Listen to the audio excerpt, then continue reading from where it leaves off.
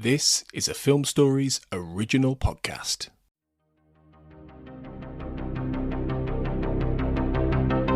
This is Writers on Film, the only podcast dedicated to books on cinema.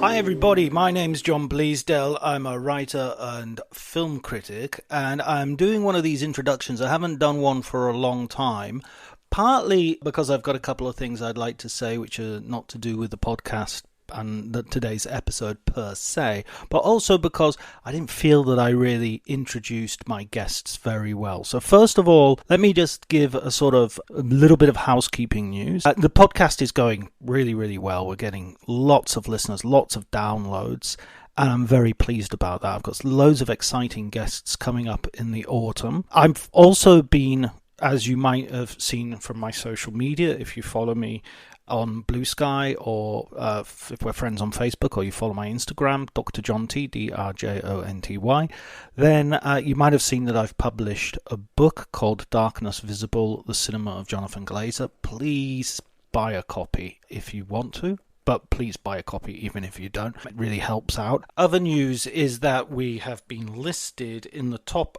100 of millionpodcasts.com, their film history podcasts list. So that's a little bit of recognition. It'd be great if any of you have if you review podcasts or you do anything in the media that you, if you share this on your social media or anything, any kind of promotion would be greatly received. But that's great from millionpodcasts.com.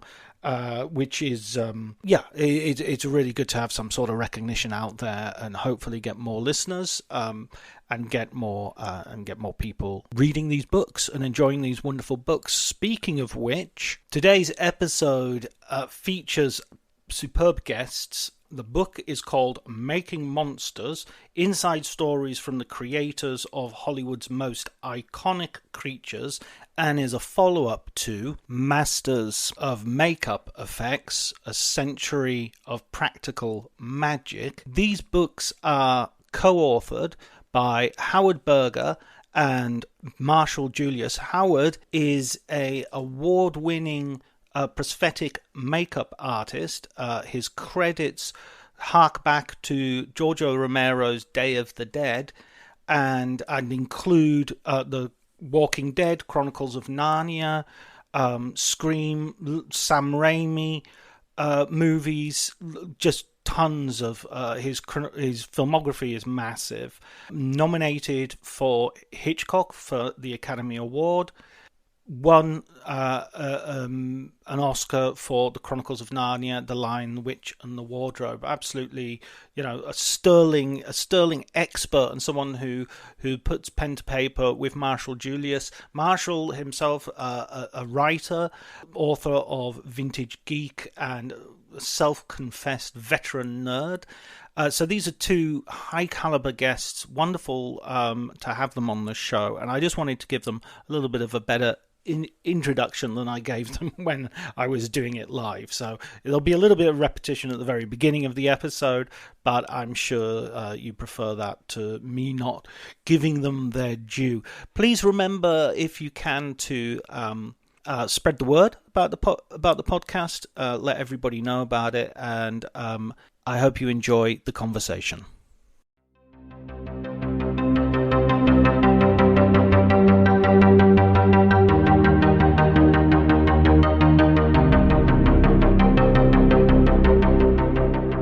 Hello everybody and welcome to Writers on Film. My name is John Bleasdale. I am a writer and film critic, and today I am delighted to be joined by Howard Berger and Marshall Julius, two authors.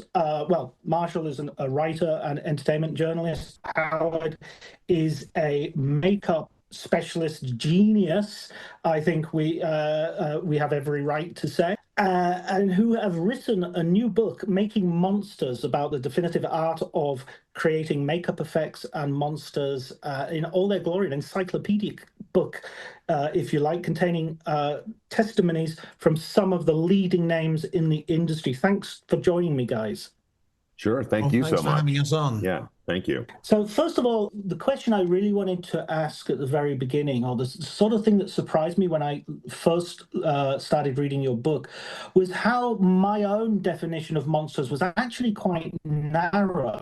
And reading some of the people at the very beginning of your book, they start by saying, oh, yeah, there's Moby Dick, and there's, of course, Ray Harryhausen goes back to the Greeks and the Minotaur and various other monsters. And so I suddenly started thinking, oh, my God, yeah, monsters are everywhere. They are. Well, listen, I mean, I think everybody in the world loves monsters, and that's one of the things. I mean, that's why we talk to so many different people in this book. I mean, our first book, Masters of Makeup Effects, was specifically about makeup effects, and it was, probably 95% heavy as far as our contributors and the people we interviewed were all makeup effects people. But this is a wider net. So, we have writers and visual effects artists and, actors and directors and, everything, and some makeup effects folk. But, it all starts with like reading, books. I mean, it all comes from, we all read Mary Shelley's Frankenstein when we were kids, or Bram Stoker's Dracula, and that, spawned the beginnings of it, or even farther back, I think I was interested in reading the Odyssey only because there was a Cyclops in it, but it's where it's through history, it's through everything. I mean, we have monsters from, the past, and we have monsters today, be it, fictional or, what have you, or nonfiction. But, everybody loves it. And we're always surprised who loves monsters. And I mean, Marshall and I, in talking to people, you're always surprised how many people are like, oh, I grew up loving monsters. It could be anybody. One story that I found really interesting. I was doing a film called The Green Mile, and I was talking to Tom Hanks in the trailer, and Tom was talking about he loves Jason and the Argonauts. That was like his favorite film. And so one of his greatest things in life was being able to hand over Ray Harryhausen's honorary Governor's Award, Academy Award, to him because he was so enamored with Ray Harryhausen. And we all were. That's where it all starts. I think all of us wanted to be stop motion animators until we realized, hey, wait a minute, what's this other thing that they did? I mean, I love stop motion, and I'm always thrilled about it. But, it wasn't until I saw like, Rick Baker, or Dick Smith and Stan Winston. And I was like, oh, wait a minute. No, I want to be a makeup effects guy. But monsters are through everything. It's a common thread. And that's why it's always so funny to me when Hollywood refuses to call a film a horror movie, like Silence of the Lambs. That's a horror movie. It's not it's a psychological thriller, but it's a horror movie. Or I always thought it was funny when that movie Wolf came out, the Mike Nichols film with Jack Nicholson, and they're like, thriller. I'm like, a guy turns into a werewolf. All right. There's actually a couple people that turn into a werewolf. That's a horror movie, man. That ain't like a thriller on any level. So, but now, I mean, it seems to be those are the movies that always do well, and horror movies always do well. Even if they're crap, which a lot of them are, they always do really well. So, people love to be scared. People love to, sit in a theater or read a book or, whatever that frightens them. I mean, that's why Stephen King is so hugely popular. I mean, if you read his books and you're genuinely creeped out as you're reading the words. So I think it's the appeal of the other, I just think that, it's like how different from real life can fiction be? And I think giant monsters is probably the limit of it. And, I love that. I love watching films to go to different worlds and to see, kind of outrageous scenarios. I've always been it's always appealed to me much more than movies about real life. When I watch a movie, I mean, I'm happy to watch anything good. But if the TV screen, if the cinema screen is a window into another world, I don't want to look through that window into just, this world. I want to see something crazy. I want to see something different. I want to see something that will just expand my mind or take it somewhere else. For me, I got into monsters via sort of sci-fi. So like Star Wars and Doctor Who and, but I just found it all so incredibly appealing. And horror and sci-fi, they're kind of genres of ideas that can, yeah, I mean, I think just nothing's more appealing. It's just, how can you possibly beat monsters? Growing up, was there anything better than a Ray Harryhausen movie? I didn't think so. For me, it was an event. And when they came out of the cinema, that made my year, really. Yeah, absolutely. And it's the same with, like, I guess with a monster sort of pop up everywhere. I was really interested that you had Richard Kiel in the book as well, as like, because you don't think of a 007 and a James Bond movie as having monsters, but of course Jaws is exactly that. It's monstrous. He is, isn't he? I mean, it's like, well, we thought we made a list of, because we knew that we wanted to split it up by monsters. And we wanted to include, just make it as wide a subject as possible. And we thought it would be crazy to not include humans.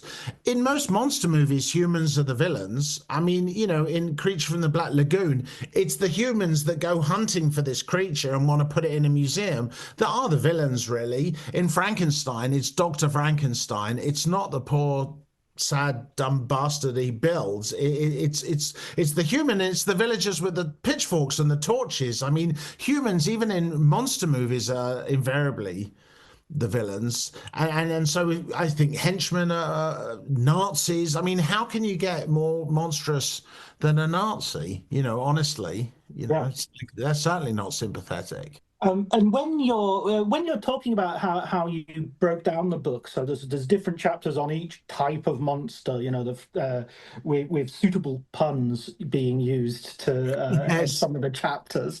Well, as our tribute to famous monsters, it just felt appropriate. Yeah, absolutely. I tell you, someone else who does loads of wonderful puns is probably one of my favorite punsters is Michael Giacchino in his soundtracks. Yes, Yeah, every much. single one of his tracks is, he's a master at it. Yeah, he is. Early on when I started to, when I just was, discovered when I discovered Michael, his music, I was like, these are really hilarious track names, and I asked him and he's like, yeah, I just liked it. I don't take it seriously.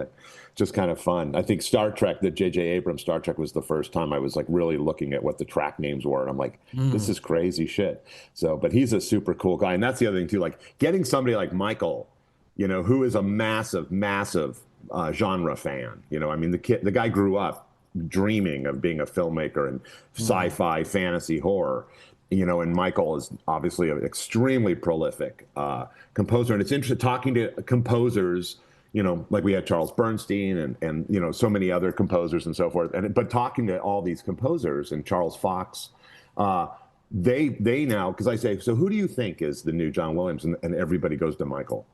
All these iconic composers like Michael Giacchino is the new John Williams. And it's true. If you listen to like the best of Michael Giacchino, it's like one thing after another. And you're like, geez, Michael, he composed that, And now he's a director, So that's the other thing too. It's like when Marvel came to him and said, we want you to direct a movie.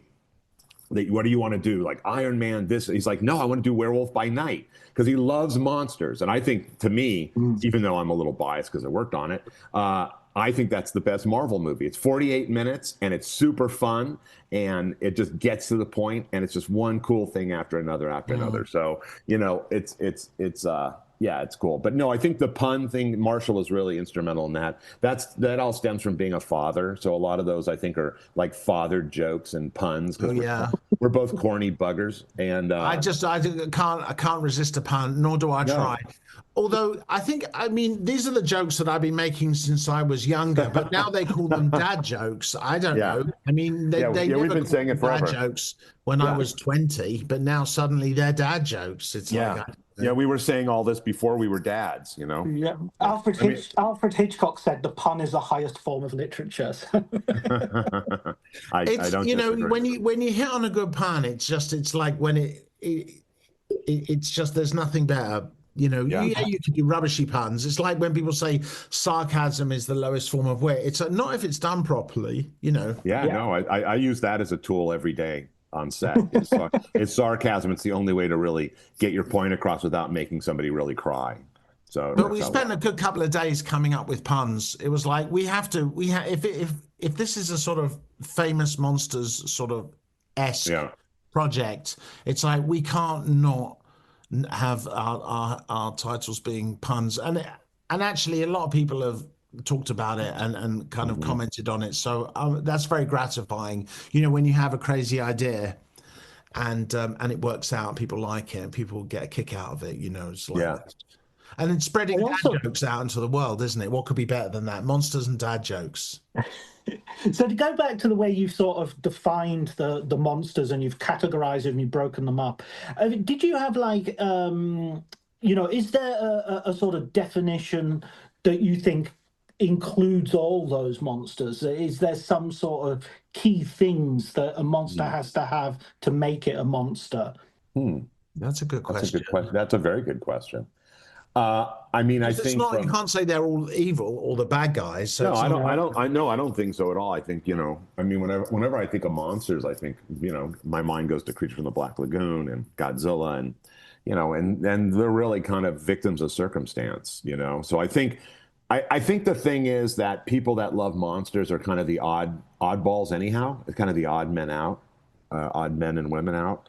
And, as I was growing up, and I was obsessed with monsters, I definitely was like the weird kid, And then as I got into the film industry and met people that are like-minded, same thing. So I think it has to do with like being on the island of misfit toys, essentially. And you're just kind of the odd person out. And I feel that's what monsters are. I never, ever looked at monsters as being the villain or the bad thing or something, that I should be really scared of. I was way more fascinated. So I think to me, it's all about fascination and just the wonder of it all, be it King Kong, which is, I think, incredible. And like we said, Ray Harryhausen and all the Universal monsters and then so on and so forth. But I think we all feel that way. Like we love the monsters. They're our friends. They're our friends, and maybe it's people that kill things. Maybe it's things and people who kill people, sometimes for good reasons, usually for bad reasons. Maybe it's just something they threaten our mortality, maybe. I don't know, because it's like you could say that Tocht, the head Nazi from Raiders of the Lost Ark, is a monster. You could say that Stripe from Gremlins is a monster, that Larry Talbot, the Wolfman, Godzilla. I mean, you'd be hard-pressed to find qualities that they all share other than they threaten life. Yeah, because I was sort of thinking about this as I was reading through your book, and I was thinking, is it something to do with size? Is it like things that are too big? Like the Jaws is not just about a shark; it's about a very big shark, Yes. And then I thought, King Kong is a good example. It's not just a gorilla; it's a massive gorilla. And then I thought, well, Gremlins are titchy, and there are too many of them, I guess. But yeah, that idea of mortality sort of comes through in quite a few of the monsters. The idea they turn up, and I think Simon Pegg refers to zombies as kind of walking death, as they're just they're our fear of mortality walking. That danger is definitely endemic as the sort of the thriller aspect, the horror aspect of the monster movies. What about so you're approaching this question's for Howard, I guess, is you're approaching this as a professional makeup artist who's working on all these films. Is there a sense where your professional judgment, the fact that you've got relationships with people and you can't, does that hold you back a little bit from sort of criticizing some of the monsters that you? Oh no, not at all. I mean, I think we all kind of feel the same way. Like, we'll look at something that might be cheesy, like let's say some of the creatures from Paul Blaisdell's films, like It Conquered the Earth and so forth. Those are cheesy looking monsters, but they're endearing. We all loved them as a kid, And I mean, I think the thing is that we have mutual respect for everything. And this book it's a very positive book. Like, we weren't looking for like, let's get, these stories or those stories. And, it's not that sort of thing. And I think because I have such close ties to so many people, a lot of the people that are in the book are just personal friends. And it was just the way Marshall and I handled it they were just comfortable and very candid conversations. I mean, Marshall and I tailored questions specific to what we were writing about, but also to the individual. But one thing would lead to another and another and another. So, we could have a question like, what are your favorite monsters? And then, that would just grow into something else that was totally off the mark, but yet really amazing. And I think it's just like we would preference before the interviews, like, we're just at dinner, and we're just shooting shit and having having a steak and a bottle of wine and talking about shit that we love.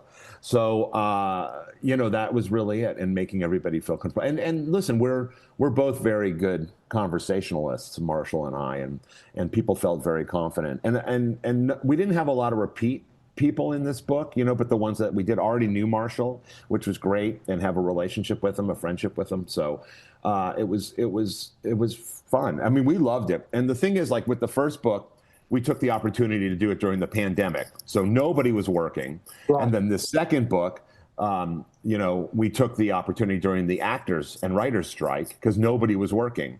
So I guess we have to wait for another like pandemic or strike to write another book someday. So, but yeah, I got my fingers crossed for zombie apocalypse, because then we can make a really, really long book. Yeah, there you go. I think the great thing about doing this project with Howard, one of the many great things, was that we were speaking to his friends, and that it was like that. As journalists, when you interview somebody and you come in and they don't necessarily know you and it's just you, then people sort of have their guard up. And these days, it used to be back in the day that you could interview somebody for an hour or two. Nowadays, it's like, okay, you've got 10 minutes, and it's like, you can't, there's no chit chat. You can't work your way into something. It's just, there's no chance to get, to get them relaxed, to get to the stories that maybe you weren't expecting, to get conversational. But with us, with our chats, we would do them for anything from an hour to 2 hours, sometimes more. And a lot of the stuff wasn't really necessarily for the book, but a lot of things from the book spun off from those conversations with people being relaxed. And then they would go, oh, yeah, I remember this. And it wouldn't, we would give people an idea about what we wanted to talk about first. But I think a lot of the best stories in the book came about from just things that they just sort of remembered from while we were chatting. And we told them that they would have a chance to read all their quotes. So nobody felt that they had to be guarded. And everybody trusts Howard, So it wasn't like it was just a journalist coming and talking to them. It was like the both of us. And they knew that Howard wasn't going to stitch them up. I think nowadays a lot of people are very sort of cautious, and they have walls up because they don't know how they're going to be represented. But between the relaxed vibe of it, the friendliness, the chattiness, and the fact that we sent everybody their quotes and gave them a chance to, if they wanted to fix or change something, if they wanted to, cut something entirely, that they knew that it wasn't like as soon as it escaped their lips that was it. They were, and so honestly, we could get another book out of the stuff that we didn't use, but everybody was very kind and forthcoming, and it worked out well. But I think it's this is not a book that like a journalist could do alone. It just couldn't happen. Right. I think that the fact that we came out from a place of relationships made all the difference, which is why it's chatty, which is why it sounds like you're just hanging out with these people and they're giving you honest, candid stories. And that's what we wanted. We wanted people to come away from the book feeling like they'd really had an insight. They really got a sense of what it was like. We weren't looking to write an exhaustive history. We just wanted people to read the book, and at the end of it, just have a general sense of, oh, okay, so, that's how it's done. And that's the sort of life of a filmmaker. And we wanted it to be more personal and more conversational. And I think we achieved it. People seem to like it. I think you did. I think you did. Absolutely. I love the fact that you have people talking as well about sort of like the process of trial and error in terms of how they, we kind of wanted this and that didn't work. Maybe going back to the drawing board 2 or 3 times, and even quite a few people saying we didn't really get what we wanted. If we'd been given a bit more time, or if they'd been, given us a bit more money, we could have done it much better. I remember one of the ones that really struck me was like the Gremlins and Gremlins 2. That in Gremlins, they were just basically making one gremlin and a little bit of variation. And the second Gremlin, they had the opportunity to actually really redesign the whole thing. Yeah, absolutely. I mean, I think that also stemmed from Rick Baker wanting to not do something that's been done before. So he Right. and Joe Dante kind of came like, let's just make this, laboratory of gremlin experiments. So because as a makeup effects artist, you obviously you have to do what you're hired to do, but you also want to have fun. And you want to like make it interesting for yourself. Like I'm on a show right now. I'm shooting in New Mexico in Albuquerque, and there's a couple things that are written that are really cool. But the producers originally said like, we want to temper that down. Don't take it. And I'm like, I can't do that. So I'm just going to do whatever I want because I have to have fun. I got a big makeup coming up this week, and I'm like, yeah, it's not what they want, but that's okay.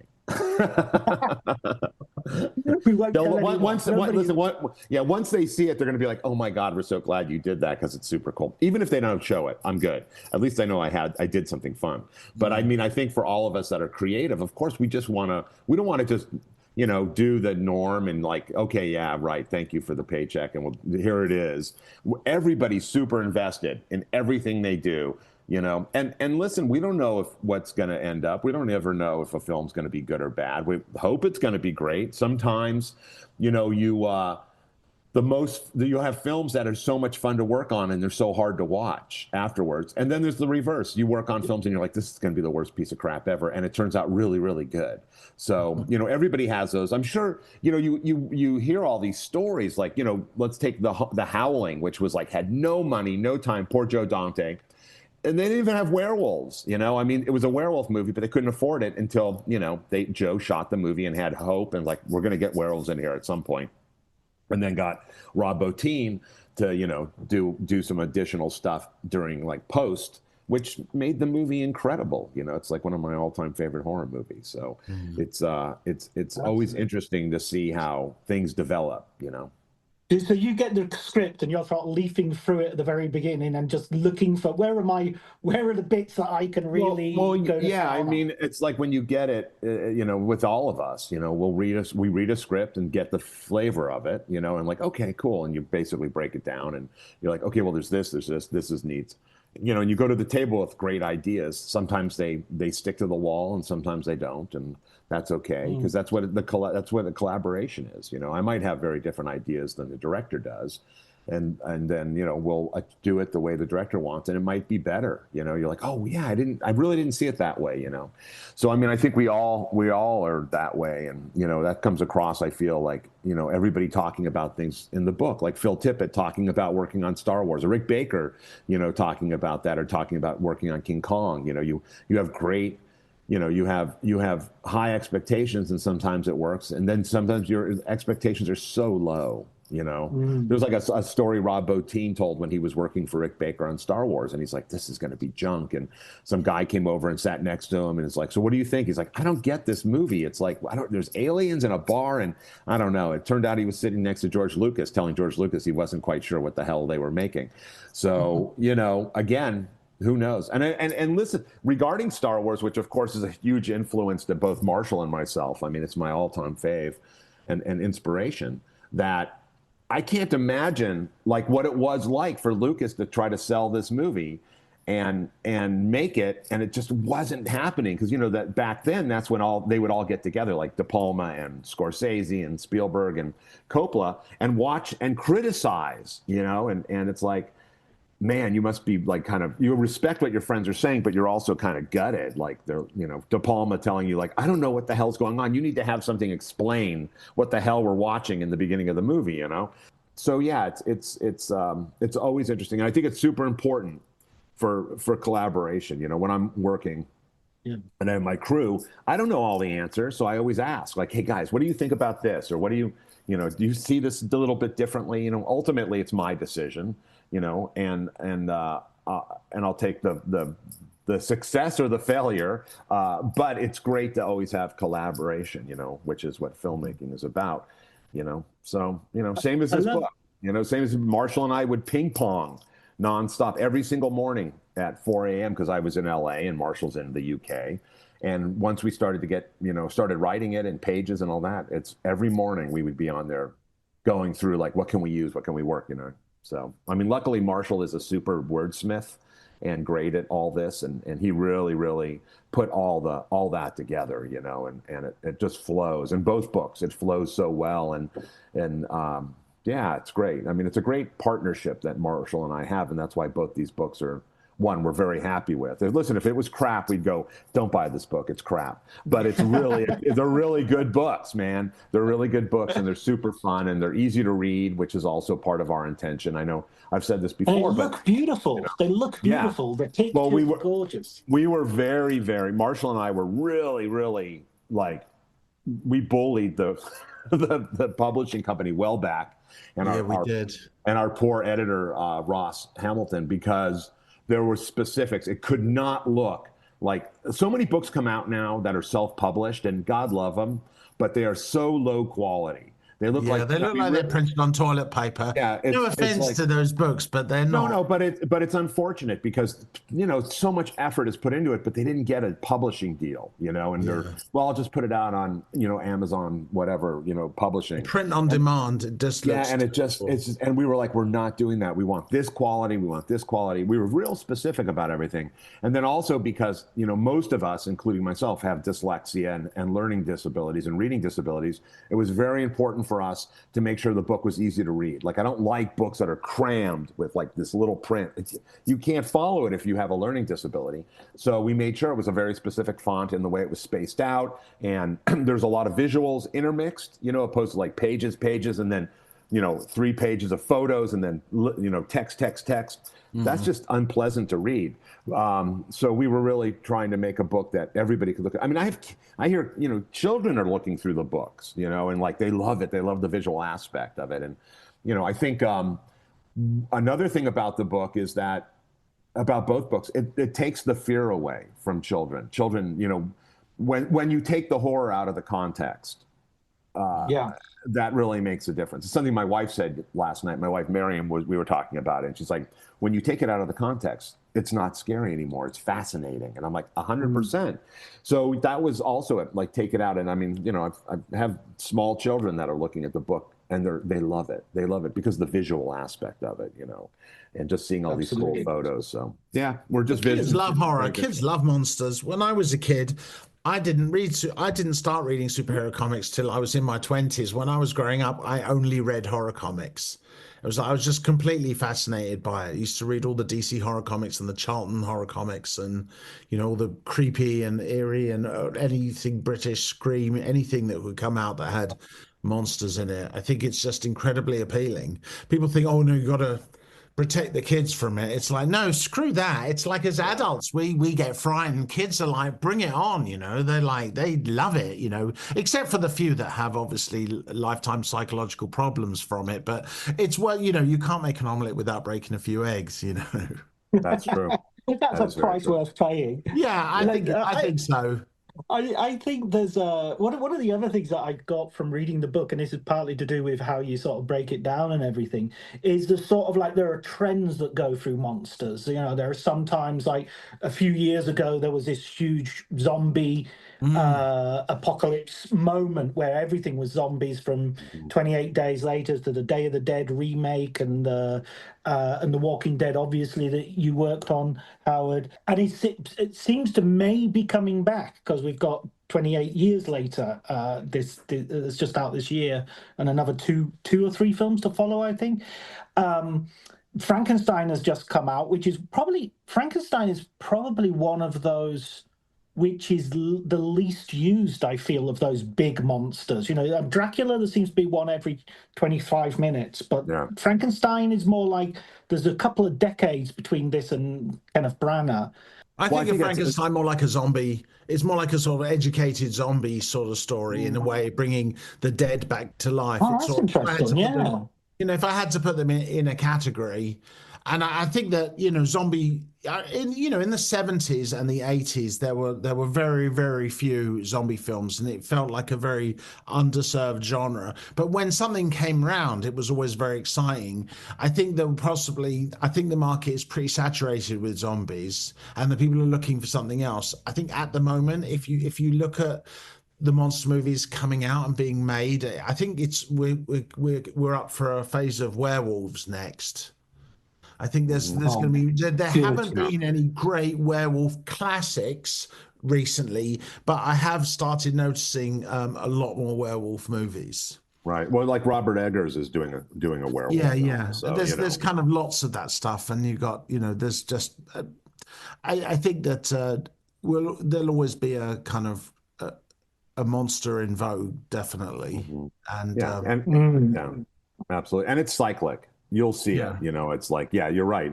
There's a Dracula phase, and then there's a, creature phase, and then there's a zombie phase, and it just kind of goes around in circles. But, what you never get is we almost never get as Creature from the Black Lagoon phase, which that's Howard's favorite monster, and it's like I don't want to see a remake.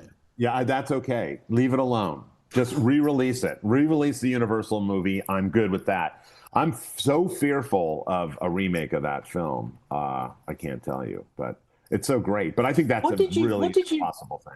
What did you think of the sort of, they started off doing that sort of dark universe idea with, there was going to be a Russell Crowe, Jekyll and Hyde, and there was I think there was a Johnny Depp movie. And the only one that got made was the Tom Cruise Mummy. Yeah, I think it was very misguided. It was really disappointing. They had a magnificent... it even goes back farther with Stephen Sommers' Mummy, the Mummy movies, which I'm not a fan of.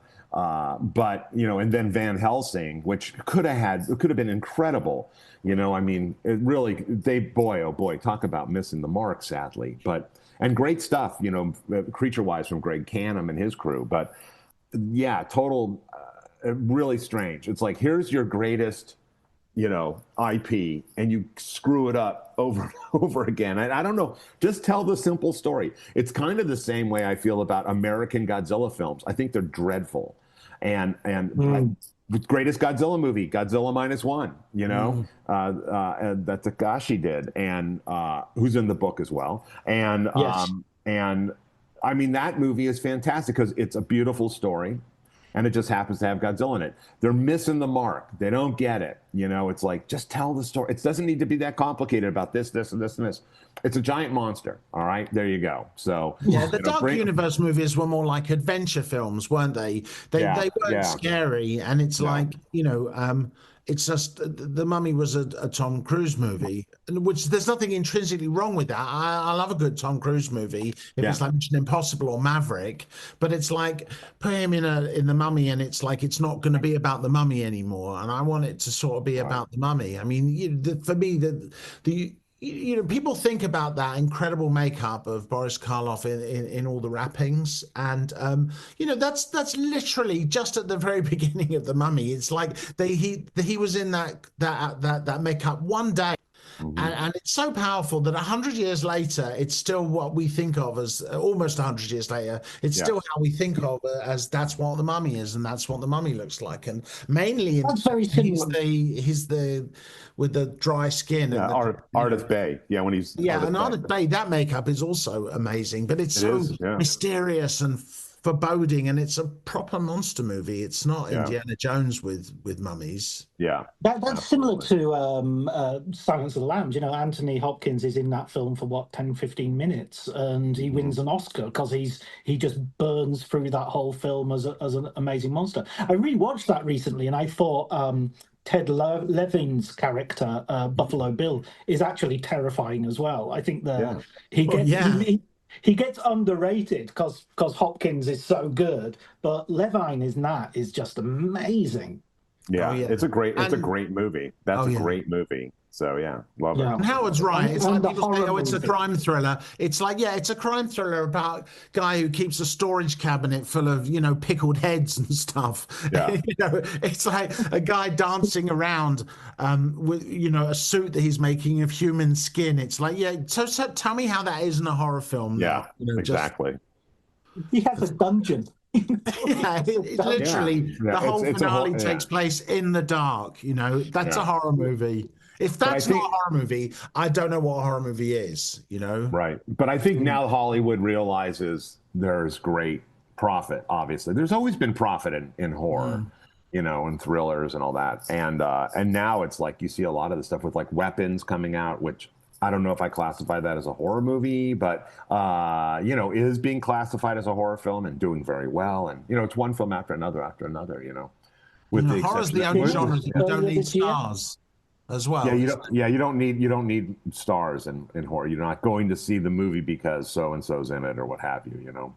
So they can be made cheaper and they can make more money, and that's why everybody starts in horror films. You're an interesting filmmaker. They say, okay, we'll give you a horror movie to prove yourself. So many actors start off in horror films. You look at horror films from 10, 15 years ago, and you're going to see all the people who are the biggest stars right now. It's just like seems to be how everybody starts. Like you get murdered a few times and then you're hit the big time. Right. Kevin Bacon gets very irritated that that's the one photograph that everyone gives him to sign is the Friday the 13th because it's iconic. But I worked with Kevin Bacon a while ago, and we talked about it because we have Tom Savini obviously, and he had only positive and great things to say. It's fun. Yeah. Or, you look at Leonardo DiCaprio in Critters 2, or Critters 2 or 3, one of those Critters. I think he was in the second one, yeah. In the second one, yeah, McGarris did. And Jennifer Aniston, they was in Leprechaun, and Matthew McConaughey was like in a Texas Chainsaw film with Renee Zellweger before. Steve McQueen, he was when he started off in The Blob. Clint Eastwood was Revenge of the Creature. He has one scene, and Lee Van Cleef. All of them start in horror films. Yeah. Why the hell Johnny not? Depp being eaten by a bed? Yeah, I mean, it's Johnny Depp being eaten by a bed. There you go. So, but it's they're very memorable things, and you also have to regarding Nightmare on Elm Street with Wes Craven. He had a good eye for casting. Always did, and that was talk about. I mean, Johnny Depp didn't become popular for a while, but still you look back and you're like, holy shit, that's Johnny Depp in that movie. Wes was always really good about that. Same with Scream. He has really good people in that film, that really helped elevate the script tremendously. So, so you never know. I'm also interested in, some of these monsters are obviously being created from novels, Frankenstein, Dracula, from myth, from nature, big shark, big monkey. But there's also the slasher movies, and we talk about Nightmare on Elm Street. Freddy is a really good example, or Michael Myers is a really good example of someone sitting down and going, okay, I need someone who's a killer and is memorable and is interesting, and they sort of have to build up someone. Most recently, Art the Clown with the Terrifier films. That process of building up a monster like that, I mean, you must have been involved in some of those processes, Howard. How does that, what are you looking for? What is that magic dust which turns something... Yeah, I don't know. I mean, I'll give an example. So when we got the script for Scream, we couldn't figure out what the hell the killer looked like. I mean, we did design after design, and they never hit. It never hit. And Wes just kept going that's not it. I don't know what it is, but that's not it. And it ended up being just happenstance that Wes was doing a location scout for the film in San Jose where we shot it. And he was reviewing the photographs, and there just happened to be, he had shot a photo looking out through a window, and on the wall was this mask, which was that Scream mask. And he was like, that's it. So that just kind of happened, and then we at K&B made a series of different ones because everybody had their own opinion of what it should be as far as the filmmakers go. So there's probably 4 or 5 different looks in Scream 1. If you kind of pin it through, Bob Kurtzman sculpted a whole bunch of different masks, and because the Weinsteins had an idea, and Wes had an idea, and then this guy had an idea. And anyhow, there's a bunch of different masks. But at the end, ended up being, they got the rights to use that mask for all the other movies, so they didn't have to make any of them. They just got him, and obviously it's become like one of the number one things. I think, you referenced Art the Clown, and Damien Leone, who's in this book, and we really, really wanted to put him in here because he's becoming the face of horror, which is really great. He's a super, super good guy. And I love the fact that, he did everything literally. Is like, he's the makeup artist, the director, the writer, the editor, the composer, And Damien does everything. He's so multi-talented. And he funded it by, delivering pizzas when he first started. Yeah, exactly. I mean, literally he was his own producer and moneymaker and everything. Yeah, it's pretty incredible. But, he was able to come up with a character. And I'm sure in his mind, he was like, I'm going to do the next Jason or the next... That's not how it works. You're just like, we got to find something that fits within the context. And then it picks up. I mean, this year at Halloween Horror Nights at Universal Studios, it's a giant Terrifier maze, and they've been pushing it. And, that's got to be huge for Damien, I'm excited to see what he does next. Like outside of the Terrifier, it's like, I feel like he'll move on to do some other stuff, which will be cool and reinvent a whole nother genre perhaps, or add to our genre because he's such a horror fanatic, which is great. But yeah, to answer your question, I don't think we start off ever like we got to find something that's iconic. For me, when you're designing things, it's about the silhouette, and what you can come up with. And if you showed silhouettes of Michael Myers, you're like, that's Michael Myers. If you show a silhouette of Jason, that's Jason. Freddy, it's about coming up with an interesting graphic. And that's really what it is. Like if you could draw it without any detail, what's interesting about that? The alien, Giger's alien, that's like one of the most iconic designs for a creature ever. Like, I mean, who came up with that? H.R. Giger, because it's not in the script. Like, and then the alien looks like this and this. That's all Giger's ideas, and working with Ridley Scott, which was brilliant of Ridley Scott to like go, hey, let's not get a monster maker. Let's get this Swiss surrealist artist to come up with something really, really cool, which they did. But to me, we always look at it, and Greg Nicotero, who I own K&B with, that's always what we're thinking, like, what is this going to look like in silhouette, like looking at it, what's going to be cool, for its profile. And that's part of it. You also think about, because when I was a kid, I used to just draw stuff all the time on my homework or lunch bag or whatever, what a kid could draw. It's something Richard Taylor had said to me when they were designing King Kong for the Peter Jackson King Kong. He's like, I want to come up with something that a kid could just draw on his lunch bag.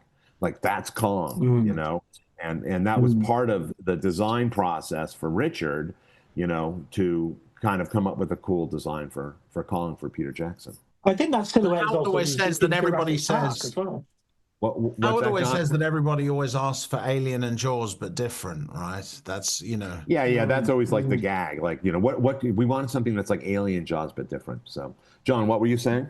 I was just following up on what you were saying about the silhouette, and I was thinking of this. There's a scene in Jurassic Park where the silhouette of the dinosaur sort of comes and matches one of the merchandise sort of posters. So it's just apropos what you said.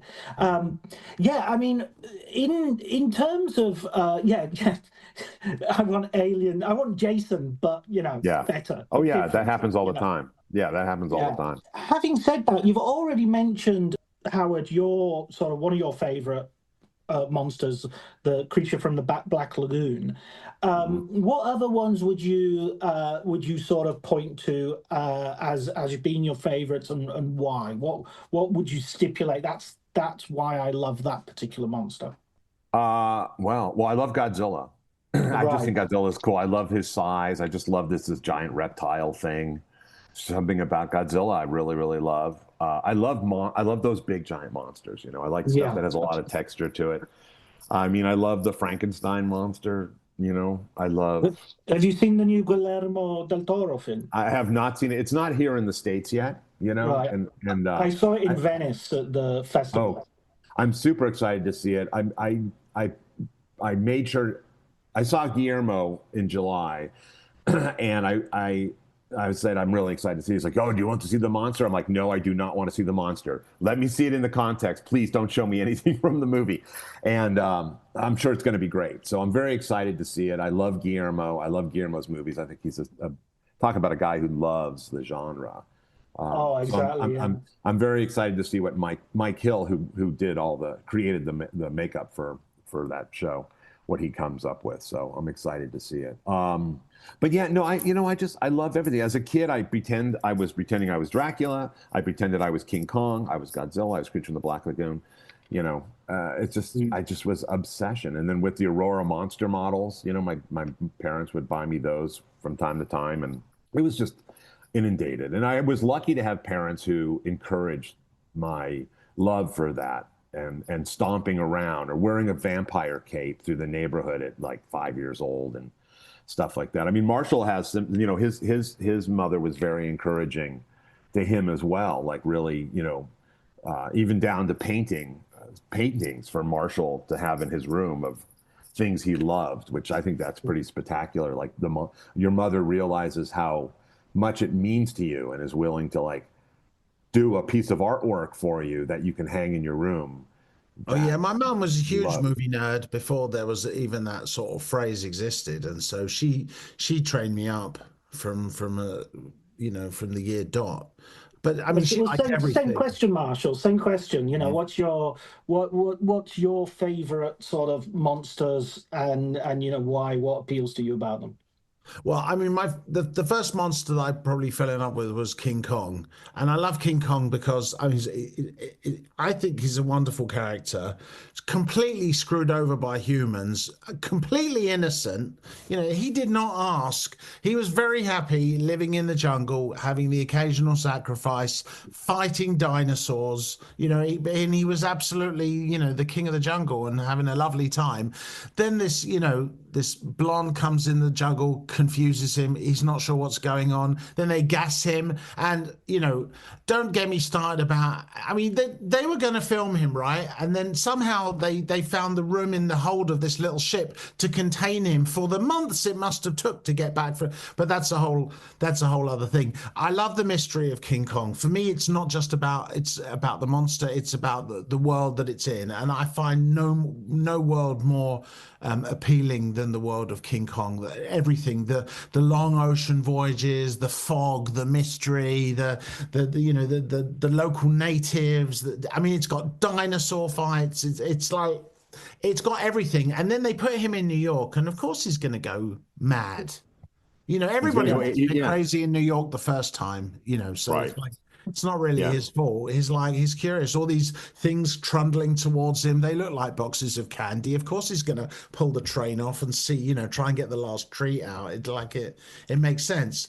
So I love King Kong, definitely King Kong. I'm a big apologist. I stand up for King Kong. I don't think he's guilty of anything. I think he's a typical tourist. He goes straight to the exactly.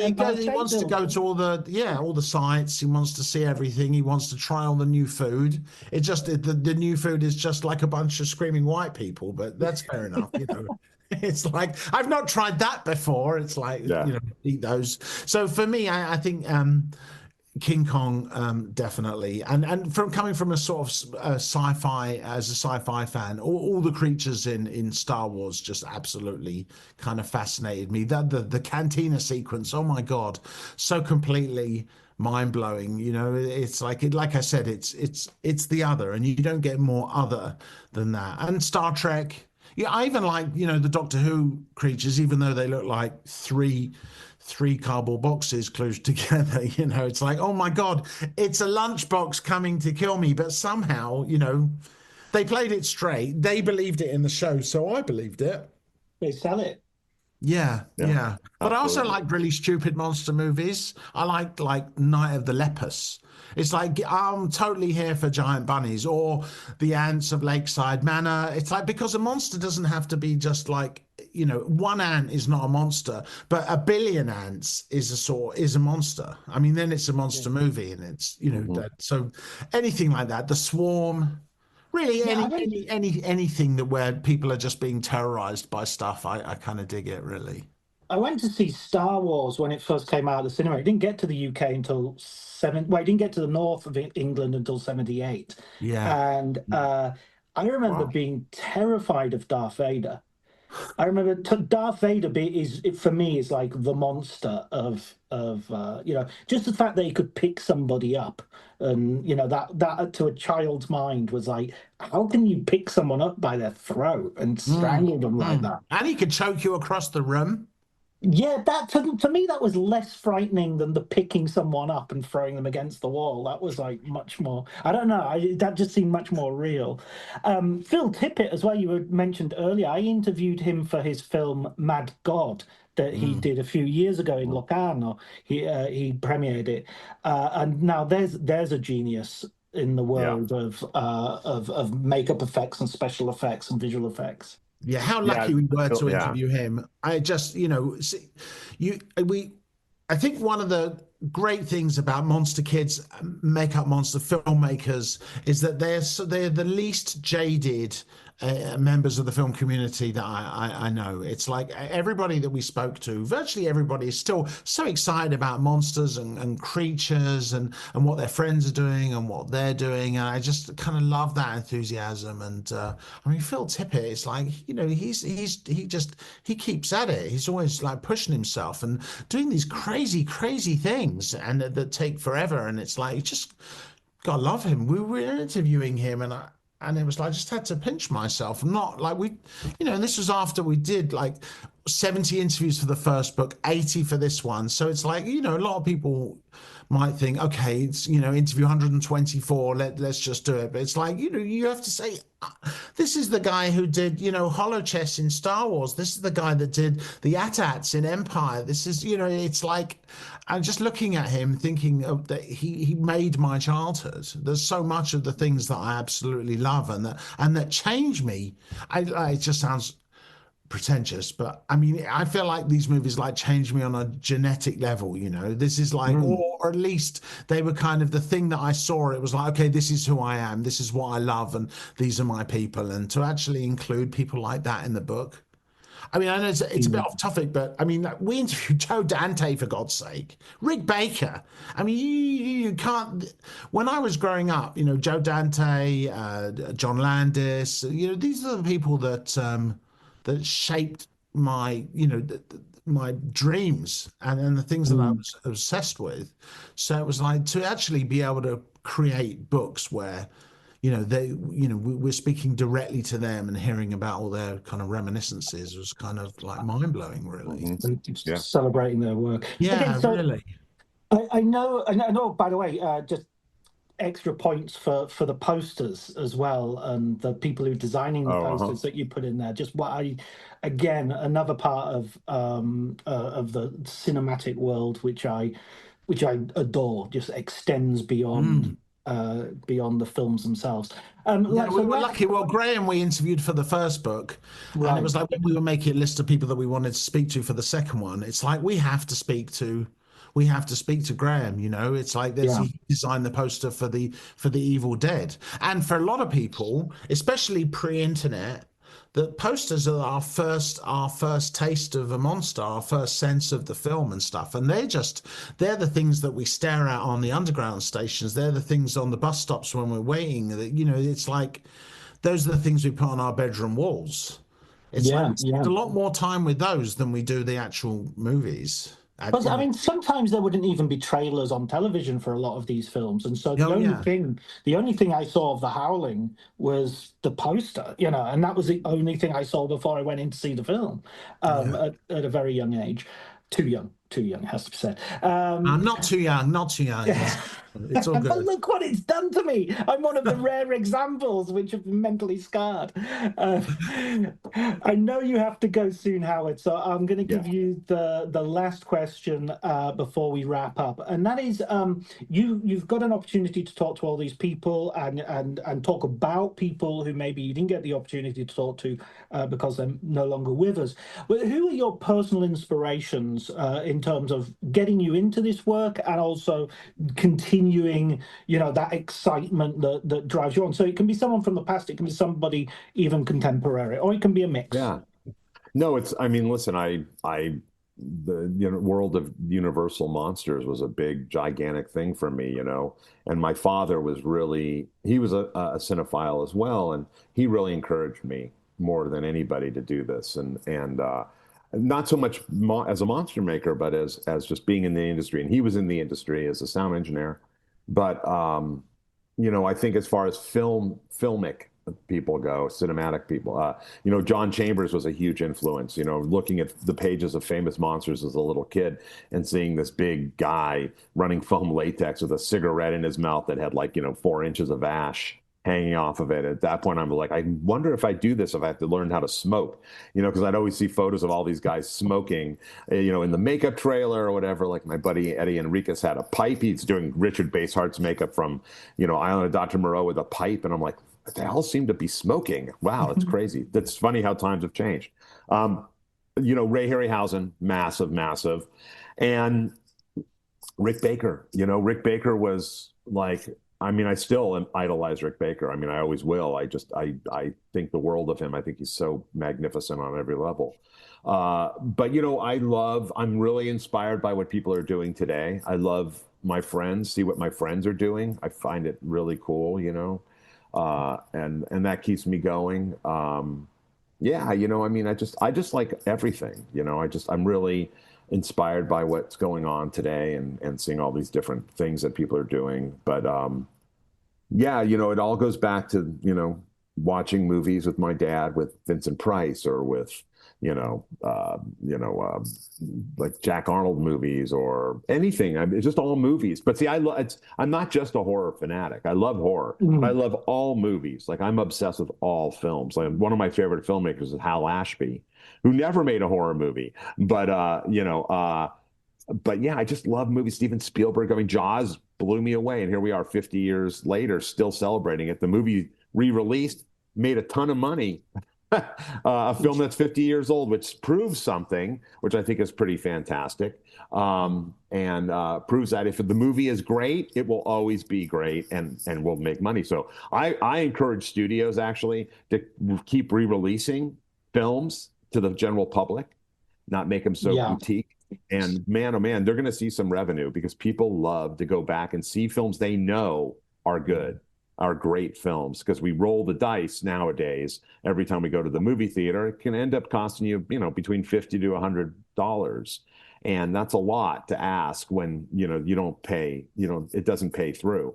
But, watching the classics and things like that, love it. But I'm inspired by all of it. I just think it's great. I love to see everything. And I love the new technology too. I'm not one of those guys who's stuck in the past, like we should go back to the good old days.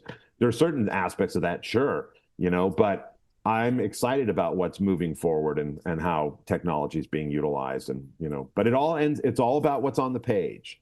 Ultimately, if it's not on the page, it ain't going to work, no matter what you do. The joke of like, we'll fix it in post.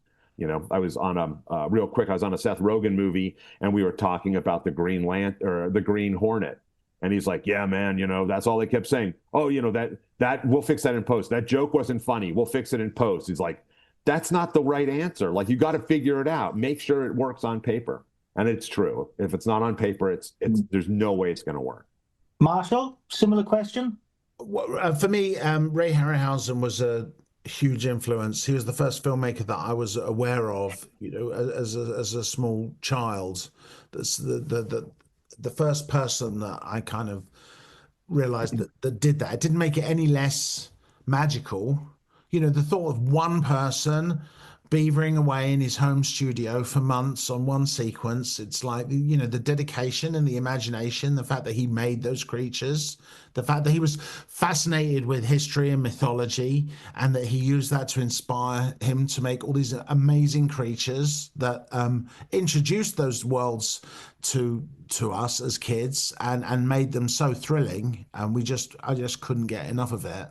So Ray Harryhausen was absolutely a god to me. When I started writing, I was 19 years. I was just turned 19, and Forbidden Planet was opening a new store, and he was doing some kind of promo work with them, and they asked me if I wanted to interview him. It's like, obviously, and I said, well, is that going to have to be a phone interview? And they go, oh no, he lives in he lives in town. And it's like, I had no idea. If I'd known that Ray Harryhausen lived in England, I would have been outside his house every day.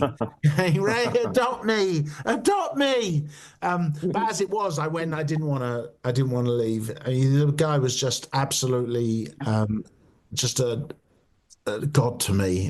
Just absolutely adored him. So it was super important when we did the book, because with our last book, Masters of Makeup Effects, we could talk with all these great artists about how he inspired them. But it's not makeup effects. It wasn't appropriate for the last book. For this one, for Monsters, it was like it's completely appropriate. And actually, we decided that we wanted to give him a whole chapter just for Ray Harryhausen. It's the only filmmaker who gets his own chapter. But I don't think anybody would say, hey, it's not fair, because everybody loves Ray Harryhausen, and so his creatures, we spoke to so many filmmakers who said, who talked about their love for the Cyclops, and that moment with Talos turning his head in the Argonauts, and I mean, that specific 5-second moment, that's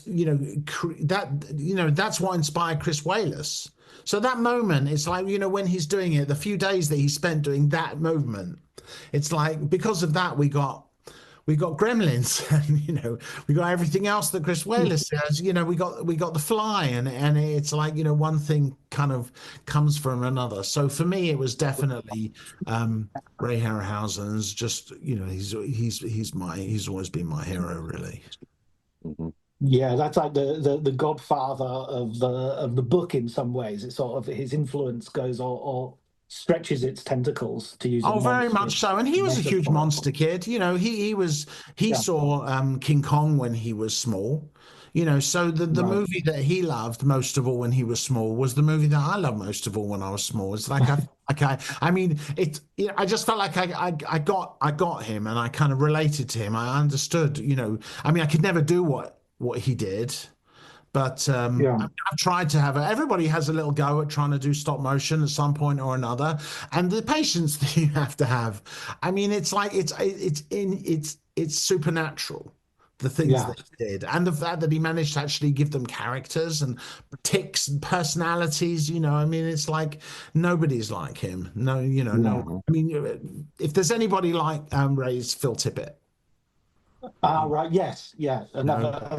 I would say mad god indeed. Yeah. And Henry Selick. Like The Nightmare Before Christmas. I think that there are some people, but the thing is that Ray, he took Kong and he just created this whole, Ray Harryhausen cinematic universe, in a way, and Sinbad films and things. You just can't beat that.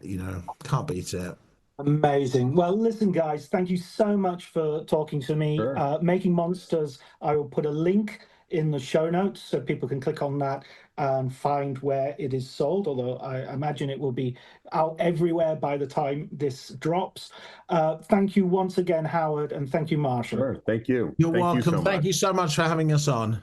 Yeah. Thanks, John.